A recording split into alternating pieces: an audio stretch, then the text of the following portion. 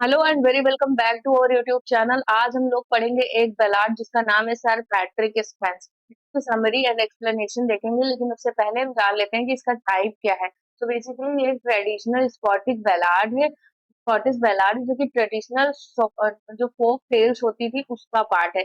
इसका traditional folk moral जो tales होती थी उसका पार्ट है। बेसिकली इसके कोई सिंगल ऑथर नहीं है, तो इसके ऑथर को एनोनिमस रखा गया, यानी हमें इसके एग्जैक्ट ऑथर का नाम नहीं पता है। 13-14 सेंचुरी के टाइम पे ये कंपोज हुआ था और उसके बाद ये प्रिजर्व कर दिया गया था। एक कलेक्शन ऑफ पर्सी का है, collection reliques of ancient English poetry. इस कलेक्शन में इसको प्रिजर्व करके बाद में रखा गया था। तो अब हम जान लेते हैं कि क्या है स्टोरी, आखिर सर पैट्रिक स्पेंस का ये बैलाड की क्या स्टोरी है। तो सबसे पहले यहाँ आपको एक थीम दिखाई देगा। The ballad begins in the Scottish fort the king of Scotland is in need of great seller, यानी कि यहाँ पे आपको स्कॉटिश फोर्ट में दिखाया जाएगा जहाँ पे जो राजा हैं स्कॉटलैंड के, उनको एक महान नाविक जो होता है, ग्रेट सेलर मतलब जो नाव में जहाज में यात्रा करता है, समुद्र में जाता है, तो ग्रेट सेलर की उसको जरूरत होती है।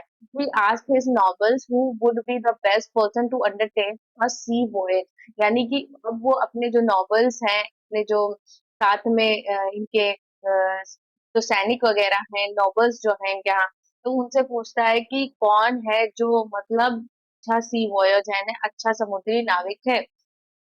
तो यहाँ पे क्या कहता है, एक night suggest sir Patrick Spence. तो एक नाइट होता है उसमें से, वो सजेस्ट करता है कि सर पैट्रिक स्पेंस है जो एक बहुत अच्छे समुद्री नाविक हैं, one of the most skillful sailor in Scotland, Scotland के अंदर। अब इसके बाद क्या होता है, द किंग्स लेटर। अब यहाँ पे जब किंग को पता चल जाता है कि सर पैट्रिक स्पेंस जो है बहुत अच्छे समुद्री नाविक हैं, तो वो क्या करते हैं, एक लेटर लिखते हैं। The king writes a formal letter sealed with the royal hand, जो कि एक राजकीय जो एक स्टैम्प होता है उसके उसको लगा के, commanding sir Patrick to sail. यहाँ पे वो कमांड करते हैं कि वो समुद्री यात्रा में जाने के लिए सर पैट्रिक को कमांड भेजते हैं। अब messenger deliver it to sir Patrick. अब एक मैसेंजर होता है वो डिलीवर करता है सर पैट्रिक को, राजदूत जो होता है। उसके बाद when sir Patrick reads the letter he first laugh because the order seems absurd sailing in such dangerous winter weather।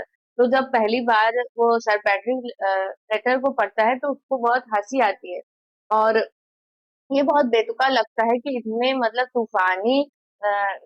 तूफानी मौसम में समुद्र में यात्रा करने को बोला जा रहा है। But then he wept bitterly, उसके बाद वो फूट फूट कर रोता है, because he knows the voyage will bring death, yet the cannot refuse his king। तो क्योंकि उसको पता था, वो फूट फूट कर रोने लगता है क्योंकि उसको पता था कि ये यात्रा जो है ये मौत लेके आएगी, ब्रिंग डेथ, लेकिन वो किंग के ऑर्डर को रिफ्यूज नहीं कर सकता था, उसको उसे मानना ही पड़ता।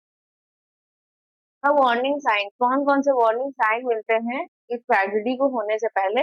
पर Patrick is aware of dangers. It is it is winter, यानी कि ये ठंडियों का समय था। द सी आर स्टॉर्मी, यानी कि जो समुद्र है वो बहुत तूफानी हो गए थे। And even the bravest seller fear such voyage, यानी कि जो ब्रेवेस्ट सेलर थे, बहादुर नाविक थे, वो भी इस यात्रा पे जाने से डर रहे थे। फिर भी पैट्रिक जा रहा था।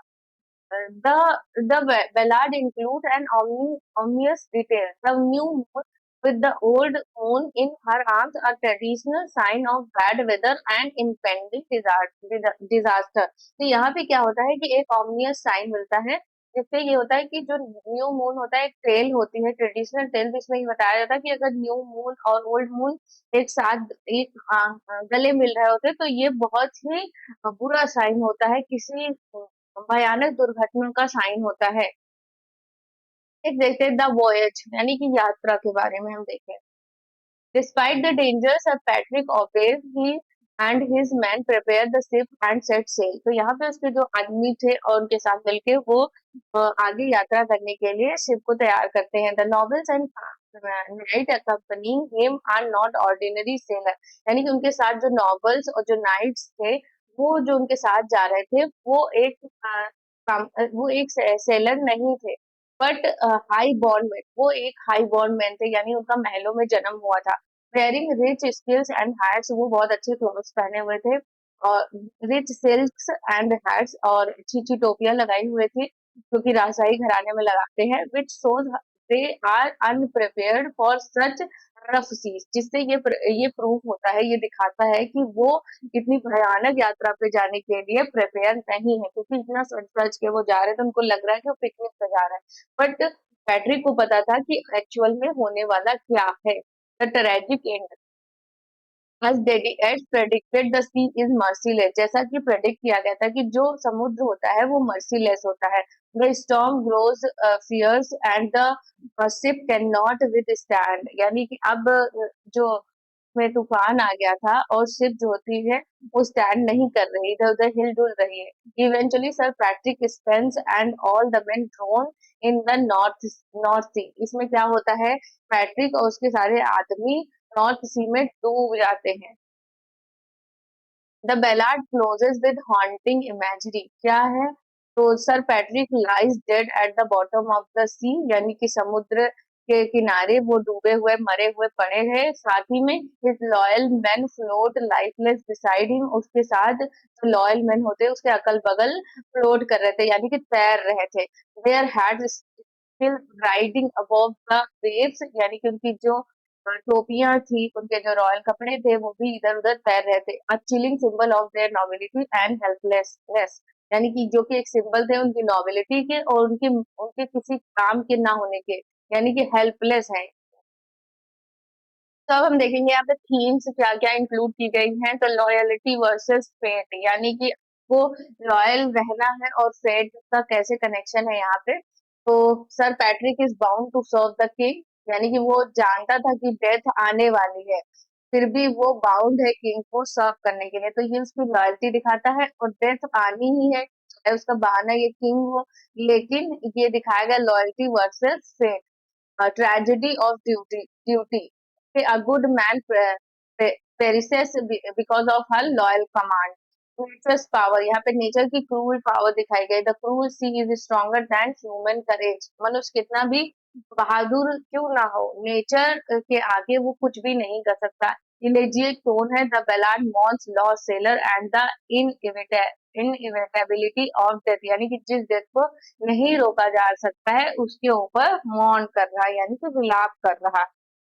तो अब हम देखेंगे इंपॉर्टेंट फीचर्स ऑफ बेलार्ड, क्या है इंपॉर्टेंट फीचर्स। तो सिंपल एंड डायरेक्ट लैंग्वेज है, इसमें ओरल ट्रेडिशन है, रेपिटेशन का यूज हुआ है, जो कि मिडल इंग्लिश पार्ट का मेनली मेन जो पार्ट था पोएम्स का वो यही था कि इसमें रेपिटेशन जरूर होता था। डायलॉग, किंग और नाइट और सर पैट्रिक, ये सब डायलॉग्स इसमें इंक्लूड हुए हैं। Strong rhythm and rhyme, ballad stanza quatrains इसमें यूज है with alternating 4-3 beats, ABCD rhyme scheme है। Tragic in hallmark of traditional ballads के, जो कि एक मार्क है ट्रेडिशनल बैलाड। तो नाउ अंडरलाइंग मैसेज क्या था इस पूरे स्टोरी का। The story is not just about drowning, यानी सिर्फ डूबने की कहानी नहीं है, इट इज अबाउट लॉयलिटी, ये लॉयल्टी की कहानी है। Sir Patrick fulfils his duty even knows even when he knows it means death, यानी कि वो ड्यूटी को पूरा करता है जबकि वो जानता है कि इसका मतलब डेथ है, यानी मौत है। Tragedy of royal command, the king's order whether wise और foolish must be obeyed. Nature's power, human courage and skills are nothing against the sea's fury. Elegy for lost sailor. It mourns those who dies in the service to crown and country. यानी कि ये मौन करता है उन sellers को जिन्होंने country और क्राउन की ड्यूटी में अपने आप को समर्पित कर दिया। ओके, सो इस तरीके से ये हमारा वेलाड कंप्लीट होता है। होप गाइस आपको पसंद आया हो।